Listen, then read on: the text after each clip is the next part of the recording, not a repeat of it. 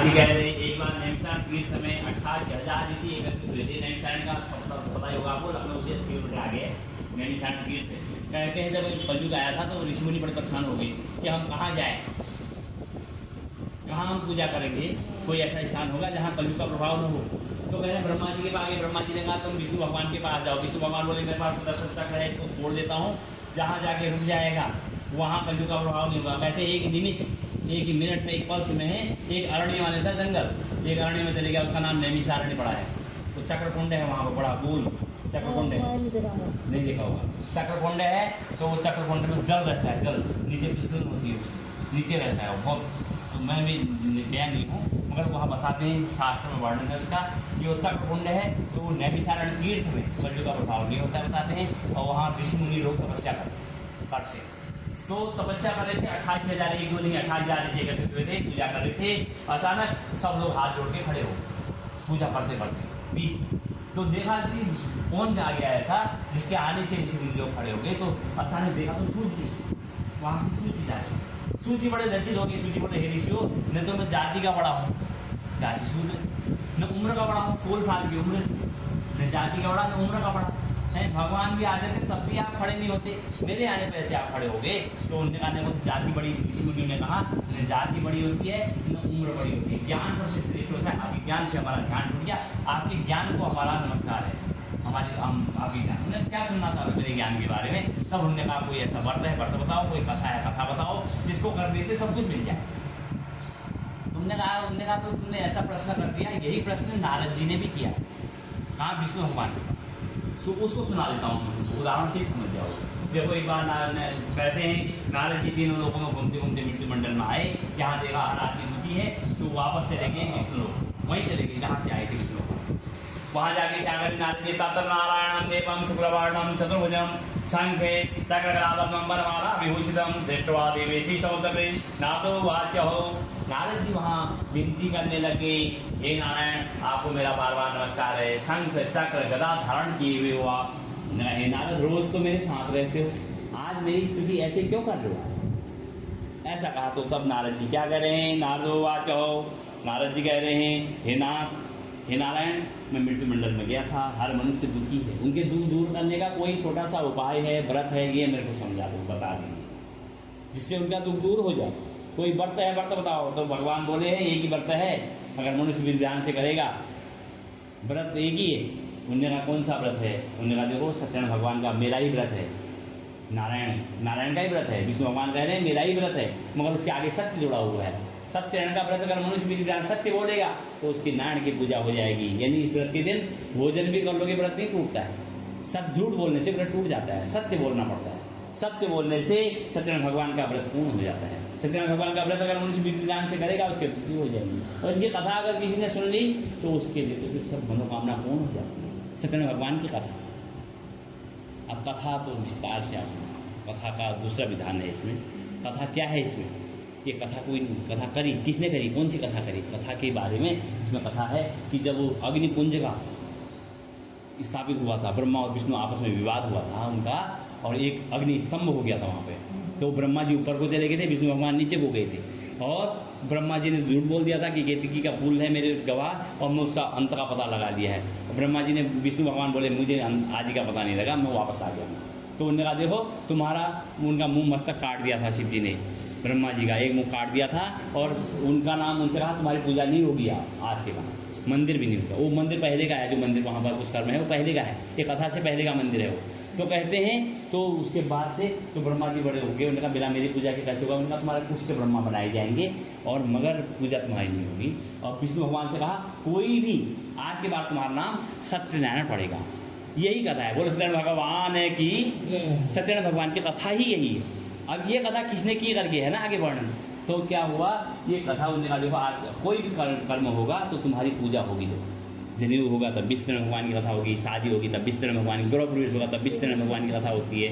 हैं कोई भी कार्य हो, सत्यनारायण नदी हो जो ब्रह्मदेव शोषक वहाँ का पानी कभी नहीं बिगड़ना। सही कह रहे हैं। तो ये सत्यनारायण भगवान की कथा है। इसमें अब ये कथा कह रहे हैं, ये कथा तो बताई, अभी ये कह रहे हैं नारदो वाचो, नारद जी कह रहे हैं हे नारायण इसका फल क्या है? क्या फल है, क्या विधान है। कृतम के नेता कृतम, और किसने व्रत किया, किसने कथा करी, आप हमको बताइए। तो कदाकांड किस कार्य के लिए व्रत कथा करी जाती है। भगवान उवाच, भगवान क्या करे, दुख आदि शोक समनम धन धान्यम प्रवर्धनम, दुख और शोक को खत्म कर देने वाली है, धन धान्य को बढ़ाने वाला है, निर्धनी को धन की प्राप्ति, निपुत्री को पुत्र की प्राप्ति, कुमारी कन्या को मनपसंद वर की प्राप्ति, बेरोजगार को रोजगार, विद्यार्थी को विद्या की प्राप्ति है, हर किसी की मनोकामना को पूर्ण करने वाला है ये व्रत कथा। सौभाग्य, संतति की स्त्रियों का सौभाग्य बढ़ता है, और संतान को देने वाला भी व्रत है। सर्वप्रथम विजय प्रथम, इस व्रत को करने वाला मनुष्य हारता नहीं, उसकी जीत होती है, जीतता है। यशमिन, अब किस दिन करना चाहिए ये कथा, किस दिन करनी चाहिए, किस दिन करना चाहिए व्रत। तो कहा यस्मिन कस्मिन दिन, किसी भी दिन और किसी भी समय ये कथा करनी है। यस्मिन कस्मिन दिन, किसी भी दिन और किसी भी समय, इसके लिए कोई विधान नहीं है।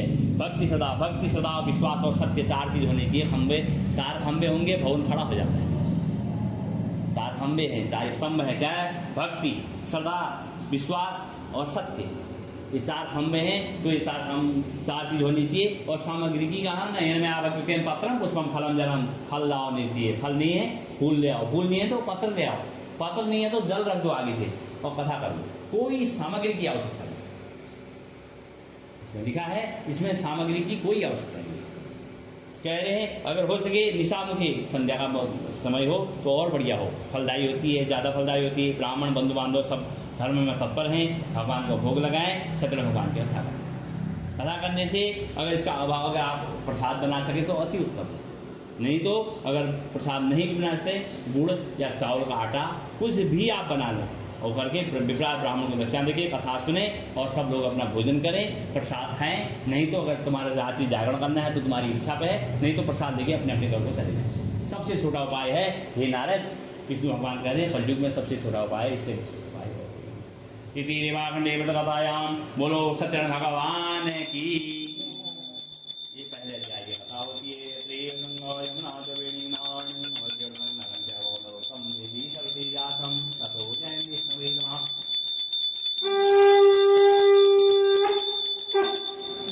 अब कथा का विधान आपको बता दिया है, कथा भी मैंने संक्षेप में आपको बता दी है, यही कथा है। तो आप उन्होंने कहा ये किसने किया, ये बताओ, ये कथा किसको पता थी और किसने करी। तो कह रहे हैं सूदोवाच, सूची के ऋषियों सुनो, काशीपुर नगर में एक निर्धन ब्राह्मण रहता था, सत्यानंद उसका नाम था। सत्यानंद नामक ब्राह्मण था, भूखा प्यासा बेचैन घूम रहा था। एक बार ऐसा हुआ, 7 दिन हो गए भूखा प्यासा था। भगवान ने देखा कि ब्राह्मण मेरा ही अंश होता है, भूखा रहेगा, मैं भी भूखा रह जाऊंगा। इसलिए भगवान कह रहे हैं हे नारद, मैं एक बूढ़े ब्राह्मण का उदाहरण होकर उसके पास खुद गया। जो कथा मैंने तुमको बताई वही कथा इसको भी बताई। ऐसे गया, मैं कहाँ गया, उसके पास गया, उससे देखा, उससे पूछा क्यों घूम रहे हो। वो बोला मैं भूखा प्यासा हूँ, धनिकों के द्वार बजाता हूँ, कोई देने को तैयार नहीं है, क्या करूँ। उन्होंने कहा भिक्षा की वृत्ति छोड़ दो, सत्यनारायण भगवान की कथा करो। सत्यनारायण भगवान की कथा करोगे तो तुम ब्राह्मण हो खुद, तुम्हारे सब दुख दूर हो जाएंगे। तो वो बोले कथा तो मुझे आती नहीं है ब्राह्मण, सत्यनारायण भगवान की कथा उसको भी पता नहीं थी। तो भगवान विष्णु ने यही कथा बताई कि मेरा नाम इसलिए सत्यनारायण पड़ा, मेरा नाम इसीलिए सत्यनारायण पड़ा और इसलिए सत्यनारायण भगवान की कथा ऐसी ऐसी कथा है, इस कथा को तुम भी कहो और व्रत सत बोलना, झूठ मत बोलना। उन्होंने कहा आज कुछ भी भिक्षा मिल जाएगा, मैं भी सत्यनारायण भगवान बता दूंगा। ऐसा सोच के जैसे गया तो भगवान की कृपा क्या हुई, बिन मांगे बहुत सारी दक्षिणा की प्राप्ति हो गई। और वही कथा अपने घर में जाके, किसी को पता तो थी नहीं, भगवान ने खुद बताया था इसको, यही कथा इसने अपने घर में बंधु बांधव जितनों को कहा था सब निमंत्रण में आ गए। आरती और चढ़ावे में इतना पैसा हो गया कि उसकी महीने भर की गुजर बसर हो गई। अब ब्राह्मण कहाँ भूखा था और सब बंधु बांधवों ने चढ़ाया पैसा, और चढ़ावा किसका होता है, जो पूजा करता है उसी का होता है। पूजा उसने अपने खुद घर में करी थी और को तो कथा मालूम ही नहीं थी, भगवान ने खुद इसको कथा बताई है। तो ये कथा इसने खुद अपने घर में करी, तो भगवान की कृपा से ये 1 महीने भर की गुजर बसर इसकी एक कथा से होगी। अब ये क्या करता था, हर महीने तथा प्रवृत्ति काले मासी व्रतम करतम, हर महीने कथा कर देता था। महीने में 1 दिन कथा करी, पूरे महीने भर की गुजर बसर हो जाती थी उसकी। ऐसा प्रभावशाली व्रत है, ऋषि मुनियों से सूत जी कह रहे ऋषियों, ऐसा प्रभावशाली ये कथा है। ये कथा मैंने तुमको सुना दी है, ये व्रत भी तुमको बता दिया है सत्यनारायण, इसके सामग्री की आपकी सब बता दी है, इसके लिए क्या क्या करना है वो भी बता दिया। इसके लिए कोई सामग्री की आवश्यकता नहीं, केवल सत्य, श्रद्धा, विश्वास, सत्य, ये होना चाहिए। और ये चीज़ तुमको भक्ति होनी चाहिए, श्रद्धा होनी चाहिए, विश्वास होना चाहिए, सत्य होना चाहिए। ये 4 चीज़ होनी चाहिए और ये कथा कभी भी कहीं पर भी करी जा सकती है। ये सत्यनारायण भगवान की कथा है। अब मैं चलता हूँ, कहते हैं सूत जी बोले तो ऋषि मुनि बोले नहीं अभी मत जाओ, केवल इसी ब्राह्मण ने करी, किसी और ने भी करी कथा। तब कह रहे हैं तो सुनो फिर आप। एक बार यही ब्राह्मण कथा कर रहा था, क्योंकि इसी को मालूम था हर महीने में कथा करता था। लकड़ी बेचना, लकड़हारा वहाँ से गुजरा, उसको पानी की प्यास लगी थी, पानी पीने के लिए अंदर गया तो कथा हो रही थी वहाँ। तो कथा में बैठ गया वो भी, चुपचाप सुनी उसने लकड़हारे ने और बोला कौन से भगवान के प्रसाद, पानी भी खाया पिया और प्रसाद भी ग्रहण किया। और भगवान से बोला न, वो सत्यान नामक ब्राह्मण से बोला कि कौन से भगवान की कथा करी आपने, ये तो मुझे बहुत अच्छी कथा लगी, ये तो कहीं सुनी नहीं थी मैंने ये कथा। तो उन्होंने कहा ये सत्यनारायण भगवान की कथा है, इसके प्रभाव से मेरे पास सब कुछ है, आज जितना है मेरे पास ये कथा का फल है। उन्होंने कहा मैं भी करना चाहता हूँ, तो आप मेरे यहाँ आ जाओगे। ये सत्यान नामक ब्राह्मण से उसने कथा के लिए निमंत्रण दे दिया। ये सत्यान भगवान की कथा करने के लिए यही सत्यान नामक ब्राह्मण उसके यहाँ भी कथा करने गया था। लकड़हारे के घर में यही ब्राह्मण गया था जो जिसने अपने घर में करी थी, यही ब्राह्मण उसके घर में गया, क्योंकि कथा किसी को पता नहीं थी इसकी। तो सत्यान भगवान, क्योंकि भगवान ने खुद इसको बता रखी थी कथा, खुद इसी को तो बताई थी और किसी को थोड़ी कही थी। बूढ़े ब्राह्मण का दान करके कथा बताने तो गए थे वो, यही कथा इस ब्राह्मण को बताई थी और यही ब्राह्मण वहाँ लकड़हारे के घर में कथा करी। इस कथा के प्रभाव से उस लकड़हारे के घर में क्या हुआ, धन पुत्र भाव, धन भी हो गया, पुत्र भी हो गया और इस लोक में शुभ होके सत्य लोक हो गया। इति रेवाखंडे व्रतकथायां बोले सत्यनारायण भगवान की नारायणं नमस्कृतं नरं चैव नरोत्तमं देवी सरस्वती व्यासं ततो विष्णुर्महम्। सुदोवाच, सूत जी कह रहे हैं ऋषियों सुनो फिर, और किसी ने करा बस। एक उल्कामुख नामक राजा थे, जितेंद्र सत्यवादी थे, बढ़िया थे। एक बार क्या कर रहे थे, भद्रशिला नदी के किनारे पर दोनों राजा और रानी सत्यनारायण भगवान की कथा कर रहे थे, यही कथा का पाठ कर रहे थे, पूजा कर रहे थे। तो नाव चलाने वाला एक व्यापारी आया, साधु नामक व्यापारी था। उसने देखा प्रातःकाल कौन पूजा कर रहा, करके जिज्ञासा से नाव वहीं ले गया, नाव किनारे खड़ी करी और बोला कौन से भगवान की पूजा कर रहे हो। उन्होंने कहा सत्यनारायण भगवान की कथा कर रहा हूँ। और क्यों, तुम तो राजा हो। उन्होंने कहा राजा है, हमारे पास सब कुछ तो सही है, मगर हमारा उत्तराधिकारी नहीं है।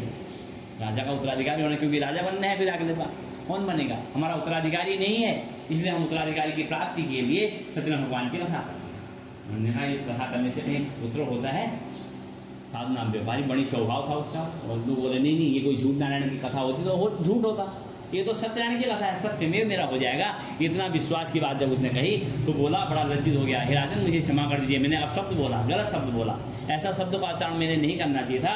ममापि संतति नास्ति, मेरी भी संतान नहीं है, मुझे पुत्र की इच्छा नहीं है, मैं तो व्यापारी आदमी हूँ, मेरी बेटी हो जाए घर में, मेरी भी संतान नहीं है, अगर ऐसे कोई उपाय है तो मुझे भी बताओ। तो राजा ने सब विधान तो बताया और साथ साथ ही वो अपना साधु नाम व्यापारी अपने घर आया।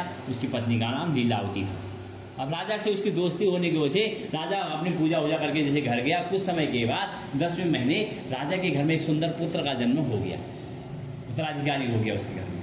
अब आज राजा ने निमंत्रण दिया है उसको, साधु नाम व्यापारी को, कि तुम भी आना नामकरण में। तो बड़ी जिज्ञासा से गई कि कैसा पुत्र हुआ करके देखने के लिए दोनों लीलावती और साधु नाम व्यापारी वहाँ गई। वहाँ देखा भगवान ने दिया हुआ वरदान ऐसा था, भगवान जैसा ही पुत्र हुआ था। तो दोनों देख के मोहित हो गए उसको देख के, और दोनों घर आए। वहाँ घर आए, भगवान के आगे दोनों ने संकल्प क्या किया, व्रतम करिष्यामि यदा मे संतति भवेत्, हे नारायण हम भी इस व्रत को करेंगे, हम भी इस कथा को करेंगे। कौन से, ये सत्यनारायण भगवान की कथा, हमारे घर में भी कोई संतान हो जाए तदा व्रतम, तभी हम इस व्रत को करेंगे, ऐसा हम संकल्प करते हैं। खाली संकल्प किया, भगवान की कृपा क्या। लीलावती प्राहो एकस्मिन् दिवसे तस्य भार्या लीलावती सती गर्भिणी सा भार्या सत्यदेवं प्रसादः 10वें मासी तस्य कन्या रत्ना जायतः दिने दिने सावधि शुक्ल पक्षे यथा शशि नाम कलावती जय नामकरण कृतम ततो लीलावती प्राहो स्वामिनं मधुरवचः। क्या हुआ, भगवान की कृपा से प्रसन्न हो गई, भगवान जो है उसका संकल्प स्वीकार कर लिया। भगवान के पास ही लीलावती एक दिन गर्भवती हो गई। गर्भवती 10वें महीने सुंदर कन्या का जन्म उसके घर में हो गया। कहा था उन्हें कन्या ही हो जाए, कुछ भी हो जाए, तो संकल्प करने से ही कन्या का जन्म हो गया। कन्या भी कैसी थी, बहुत सुंदर थी, हैं, दिनों दिन बढ़ने लगी, जैसे शुक्ल पक्ष का चंद्रमा बढ़ता है और चंद्रमा की तरफ कला होने के उसका नाम कलावती रख दिया गया, उसका नाम कलावती पड़ गया। अब कलावती पड़ गया उसका नाम, तो बोली अब तो कर देना चाहिए, हमारे घर में कलावती आ गई है, कर देते हैं कथा। वो बोला इतनी जल्दी क्या, जब विवाह होगा तब कर देंगे। अब भगवान की कृपा से बड़ी होगी, धीरे धीरे बड़ी हुई, एक सुंदर बड़ी पुत्र मिला और भेजा उसको, और बड़ी पुत्र के साथ सुंदर विधि विधान से अपनी बेटी कलावती का विवाह भी आज उसने साधु नाम व्यापारी ने कर दिया। वो भी वणिक था, व्यापारी था। कथा करना के बाद कथा करना भूल गया, कथा करना भूल गया तो भगवान रुष्ट हो गए। दोनों ससुर दामाद का व्यापार अच्छा चलने लगा। इस देश में छोड़ के राजा चंद्रकेतु के नगर में चले गए, वहाँ व्यापार करने की सोच रहे थे, तो बढ़िया करके विदेश में व्यापार करने की सोच रहे थे। उसी समय राजा चंद्रकेतु का धन चोर चुरा के भाग रहे, भगवान का श्राप लग गया उसको। भगवान ने कहा तूने बार बार झूठ बोल रहा है, कथा के लिए कहा था, कन्या हो भी गई है, नामकरण भी हो गया, विवाह भी हो गया, आज भी कथा करना भूल गया, भगवान ने श्राप दे गया, तेरे को दुख मिलेगा। दुख मिलना शुरू हो गया। राजा चंद्रकेतु का धन उसी समय चोर चुरा के भाग रहे थे। चोरों ने क्या करा, हम पकड़े जाएंगे करके धन तो वहीं फेंक दिया, चोर भाग गए। पीछे से पुलिस आई थी और वो जहाँ पे खड़े थे वहाँ धन फेंक दिया। वो धन को खोलने लग गए, क्या फेंका, किसने फेंका लगे, पुलिस ने उनको पकड़ लिया बेवजह फंस के। कितना गिड़गिड़ाए, महाराज हम कोई चोर नहीं है, हम तो व्यापार करने के लिए आए हुए हैं। राजा ने एक नहीं सुनी और कठिन कारागृह में बंद कर दिया, जेल में बंद कर दिया और प्रताड़ना के साथ खूब प्रताड़ित किया उनको। उसका वो जो चोरी का धन था वो तो जमा कर दिया, उनका धन भी छीन लिया और उसको जेल में बंद कर दिया। घर में लीलावती कलावती को कोई पता नहीं था, इसमें कुछ नहीं होता था, ऐसा नियम कानून भी कुछ नहीं होते थे, खाली सपना होता था राजा को। वही राजा सपने से ही निर्णय करता था जो भी करना होता था। तो उस समय में तो राजा ने क्या करा, उसको कठिन कारागृह में बंद करा, दोनों ससुर और दामाद जेल में बंद हो गए। घर में लीलावती कलावती को कुछ पता नहीं था, वो भी कभी शादी समारोह में गई हुई थी। घर में चोरी होगी, उल्टा कुछ भी नहीं रखा, चोरों ने कुछ भी नहीं रखा, सब कुछ पहने वस्त्र थे वही रहे बस। अब दोनों माँ भूख प्यास से व्याकुल, दोनों माँ बेटियाँ आदि व्यासमता सुधा पासा दुखिता अन्न चिंता भूतवा विब्रहम ग्रहे करे, घर घर मांगने लग गई, घर घर भी मांगने लग गई। बेटी तो जवान थी तो घर घर मांगती थी, माँ तो सयानी थी, सहन कर लेती थी, मगर बेटी घर घर मांगती। बेटी मांगते मांगते एक दिन किसी ब्राह्मण के घर में चली गई, वहाँ से भगवान की कथा उठती, रात हो गई, कथा होते होते बैठी, कथा सुनी और प्रसाद भी ग्रहण करा, भोजन भी करा, दौड़े दौड़े घर गई। माँ बोली बेटी इतनी रात्रि में कहाँ से आ रही है तू, तेरे मन में क्या है, तेरे पति घर में नहीं है। बोली माँ ऐसे वैसे जगह नहीं की थी, किसी ब्राह्मण के घर में गई थी, वहाँ से भगवान की कथा हो रही थी और तेरे लिए प्रसाद लेके आई हूँ। बोली बेटी आप तूने बहुत याद कर दिया, मुझे बहुत बढ़िया याद दिला दिया, सत्य में भगवान का नाम तूने ले लिया है। इस कथा को करने का उतना ज़्यादा नहीं है, सुनने का ज़्यादा फल है। अब तू मेरे को कथा सुना दे, हमारा दुख दूर हो जाएगा, तू सुन के आई है। वो बोली मैं तो भूल गई, अब मुझे कथा याद ही नहीं है, मैं तो भूल गई कथा। तो उन्होंने कहा बेटी अब क्या होता है, अब हमारा दुख दूर हो जाए। वो तो आपस में वो दोनों ससुर दामाद तो व्यापार करने में गए, मस्त हैं, अब उसको क्या पता जेल में बंद है, वो तो व्यापार में है मस्त है। मगर कथा सुना देती, हमारा दुख दूर हो जाता, वो घर आ जाते। अब उन्होंने कहा क्या होता है, देखा तब तक उन्होंने कहा प्रसाद लेके आओ। उन्होंने कहा प्रसाद में तो कथा सुन रखी है ना, इस प्रसाद ने कथा सुन रखी है, इसको मैं सिर में भी धारण करती हूँ, ग्रहण भी कर लेती हूँ, मेरे अंदर वैसे ही आ जाएगी। तो आवाज रहा हे नारायण आपको शक्ति है, आपका प्रसाद मैं ग्रहण कर रही हूँ, इस प्रसाद का फल ऐसा है। हे नारायण इस प्रसाद को मैंने ग्रहण कर लिया अंदर, और ये कथा जो है मैंने अंदर ग्रहण कर ली है, आप उनको घर भेज दो। इतने में राजा चंद्रकेतु को रात में सपना हो गया, तूने जो बंद कर रखे ना इनको छोड़ दो। सपना ही होता था, कोई नियम कानून नहीं होते थे। सपना हुआ राजा को, राजा ने प्रातःकाल दोनों को बुलाया और उनसे छोड़ दिया, उनसे कह दिया तुम लोग जा सकते हो, चोरी का धन भी तुम ले जाओ, इतने दिन की पगार भी तुम ले जाओ, और जो तुम्हारा धन है ये भी बच गया तुम्हारा, जाओ। अब कितना हो गया, 2 नाव भर गई है और इतना खुश हो गए वो, घर को जाने के लिए तैयार हो गए, अभी घर गए नहीं है। इति रेवाखंडे व्रतकथायां बोलो सत्यम भगवान की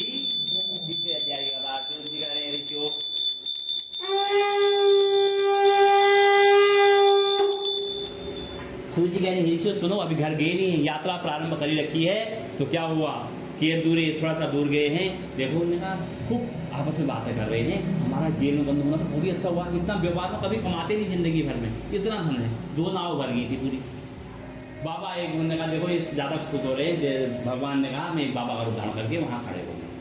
तो दूर से ही साधु नाम व्यापारी बोला ये बाबा जी कहाँ तो आ रहे हो, हमारे पास घास पात घर भर के ला रहे, हमारे पास धन दौलत थोड़ी है, कुछ नहीं है, नाव में हम खाली हाथ क्या जाया करके घास पात भर के ले, लता पत्र आदि भर के ले जा रहे हैं, खाली नाव क्या ले जाया करके घर जाए। उन्हें तथास तुम्हें मांग थोड़ी लाऊँ, ऐसे ही हो जैसा पहले देखा तो अभी तक भरा था, अब खाली हो गया और नाव में घास पात ही हो गया सब। लता पत्र आदि देख के मूर्छित हो गए, मूलधन गवा दिया उन्होंने। वो बोले रोने लगे, विलाप करने लगे, तब तो दामाद बोले वो बाबा जी बैठे हुए भगवान का रूप होंगे, उनसे ज़्यादा क्षमा याचना कर लेते हैं। दौड़े दौड़े वहाँ गए और सावधान व्यापारी दंडवत प्रणाम किया, क्षमस्व में अपराध, हे नारायण मेरे अपराध को क्षमा कर दो।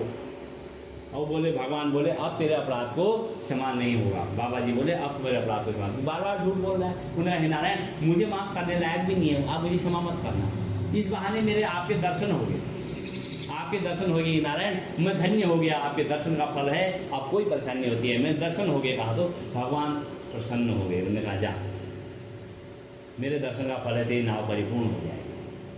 उसने साल खेल दी और वहाँ आया, देखा तो नाव परिपूर्ण होगी, जैसी थी वैसी कर दी।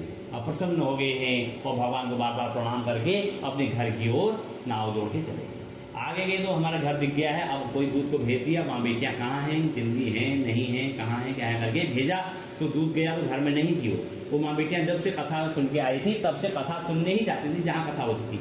प्रसाद भी हो जाता, मांगने की जरूरत नहीं पड़ती थी, इसलिए वहाँ कथा सुनने के लिए गई हुई थी। दूध वहीं चले गया, बोला तुम्हारे पति आ रहे हैं घर में। माँ बोली लीलावती बेटी तू प्रसाद लेना, कथा पूर्ण होगी और तब आना, मैं जा रही हूँ चाय पानी के स्वागत के लिए। इतने में बेटी ने कहा मैं भी जा रही हूँ करके बेटी भी पीछे पीछे आ गई, कथा छोड़ के बिना प्रसाद लिए आ गई। भगवान ने कहा सारा खेल प्रसाद की वजह से हुआ था। ये प्रसाद जब से इसकी माँ ने सिर में धारण किया था मेरे को आवाज़ लगाई थी, और वही प्रसाद इसे छोड़ दिया पति दिखाने देखने के लिए। पति नहीं दिखाई देगा इसका। तो भगवान की कृपा क्या हुई, एक नाव तो आई, दूसरी नाव ने समझा डूब गई, पीछे को देखा नहीं, नाव आई नहीं पीछे से। और सब लोग चिंतित हो गए, कहाँ गए डूब गए करके। अब वो तो बोली मैं खड़ा हूँ लेके सती हो जाऊँगी। लीलावती कलावती बोली कि मैं ही खड़ा हूँ लेके इनकी सती हो जाऊँगी, मगर माताजी पिताजी अब मैं घर नहीं आऊँगी। अब साधुनाथ व्यापारी भी चिंतित हो गया, रोने लगे, विलाप करने लगे। वो बोले हम भी नहीं जाएंगे, अब सब तीनों की समाधि यही होगी। इतने में भगवान को याद आ गया उसको, हे नारायण जब हमारा धन सारा समाप्त हुआ था तब हमने आपका आवाज लगा, आपने मेरे साक्षात दर्शन दिए थे और कहा था मेरे दर्शन का फल है, आप परेशानी नहीं होती। अब क्यों परेशानी होगी, जवाब दो हमें। भगवान जवाब देने के लिए तुरंत तैयार रहते हैं। उन्होंने कहा देख ऊपर से आवाज आई कि तेरी बेटी ने प्रसाद किया, वो हिलना कर प्रसाद छोड़ के भागी है ना, पति देख रहे, इसलिए इसका पति दिखाई नहीं देगा। तो हे नारायण कोई उपाय होगा। उन्होंने कहा दोबारा पूजा करेगी, प्रसाद लेगी तब मिलेगा। कलावती दौड़े दौड़े घर गई, आराम से पूजा करी, भगवान सत्यनारायण भगवान की पूजा करी और कथा सुनी, कथा कराई। और क्या हुआ, भगवान की कृपा से आराम से सबको प्रसाद बांट के प्रसाद खाते खाते आने लगी आराम से, धीरे धीरे आई। तब तक आधे रास्ते में उसके पति भी आ गए थे, सब लोग आ गए। अब वो प्रसन्न होगी, भगवान की इतनी बड़ी कृपा होगी, कथा का फल इतना बढ़िया हो गया करके अपने पिता से बोले अब चलो विलंब नहीं करना है। तो विलंब हमको विलंब नहीं करना। कन्या का वाक्य संतुष्ट हो, बड़े पुत्र हो, संतुष्ट हो गए दोनों।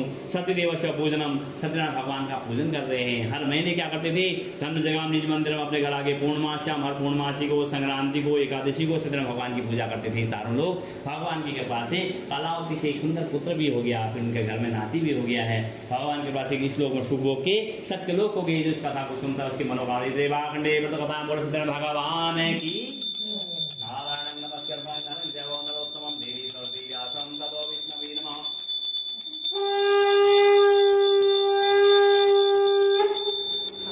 यत्रैव गंगा यमुना च वेणी नारायण नमस्कृतं सुदो वाच। सूत जी कह रहे हैं ऋषियों सुनो, एक कथा और है।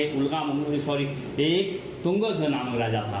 इसने भी क्या किया, शिकार खेल किया, बरगद के पेड़ के नीचे बैठा हुआ था। उस समय मोबाइल नहीं होता था, बच्चों को स्कूल भी कम भेजते थे। पहले गाय बच्चों को चराने के लिए भेज दिया जाता था। वहाँ बच्चे क्या करते थे, गाय बच्चियाँ चराई और एक मंदिर बनाते थे पत्थरों का मंदिर बनाया। घर से फल फूल जो भी लाए थे, प्रसाद की थाली बनाई, उसी मंदिर में चढ़ाने के लिए राजा वहाँ बट वृक्ष के नीचे बैठा हुआ था, बरगद के पेड़ के नीचे। राजा से बोले आप भी आओ प्रसाद दो। वो राजा कहाँ प्रसाद देता, राजा अभिमानी था नहीं। उन्होंने कहा नहीं आऊँगा, पूजा वाली बच्चों के साथ कहाँ आऊँ करके। फिर बच्चे प्रसाद की थाली लेके राजा के पास गए। कोई बात प्रसाद राजा ग्रहण करने, राजा ने प्रसाद की थाली पकड़ी और फेंक दी। बच्चे डिस्टर्ब फेंक दिया तो भगवान रुष्ट हो गए। उन्होंने कहा बच्चों के सामने बच्चा ही बन जाता हूँ। भगवान की कृपा ऐसी होती है, प्रसाद ही सब कुछ हुआ। उन्हें प्रसाद फेंक दिया, बच्चे रोने लगे, जोर जोर से रोने लगे। तो पहले चुप करा था, नीचे पे तो जोर जोर से रोने लगे। तो वो उठा, वहाँ से घर की ओर चले आया। राजा अभिमानी था, हल्ला गुल्ला करने लगे। घर आया तो घर में उसका पुत्र बीमार हो गया। राजा का बेटा इतना बीमार हुआ कि संसार से चला गया। अब जैसे बच्चे रो रहे थे वैसे वो रोने लग गया, जोर जोर से रोने लग गया, क्योंकि उसका पुत्र चले गया। उसको याद आ गया कि अब मेरी भी स्थिति ऐसी होगी जैसे बच्चों को रुलाया था। दौड़े दौड़े वहीं जंगल में गया और बच्चों के साथ बच्चा बन के राजा ने पूजा करी। बच्चों से एक एक क्षमा मांगी। बच्चों से बोला, बच्चों ने हमने कहा माफ़ कर दिया। बच्चे बोले, मगर उन्होंने कहा माफ़ कर दिया तो दोबारा पूजा करो। उन्होंने कहा सामग्री नहीं है। तो राजा अपने घर से सामग्री ला के सत्यनारायण भगवान की कथा करवाई, उसने पूजा करवाई बच्चों से। और वो प्रसाद लेके घर गया, अपनी पत्नी को प्रसाद खिलाया। भगवान की कृपा से उसकी पत्नी पुनः गर्भवती हुई। पहले से अच्छा प्रतापी पुत्र उसके घर में हुआ और धन भी था, धन की कमी हुई थी, धन भी हो गया उसके घर में, धन भी हो गया, पुत्र हो गया। इस लोग में शुभ हो के सत्यलोक हो गया। ये राजा भी तुंगध्वज राजा तो देखो दरिद्रो लभते, जो निर्धनी को धन की प्राप्ति, जो इस कथा को सुनता है निर्धनी को धन की प्राप्ति होती है। वही सत्यदेव प्रसाद सत्यनारायण भगवान की कृपा से दरिद्रो लभते वित्तम, दरिद्र धनवान हो जाता है, बदी हुई के बंधन छूट जाते हैं, भयभीत मनुष्य निर्भय हो जाता है। सत्य में संशय, सत्य में कोई संशय नहीं है।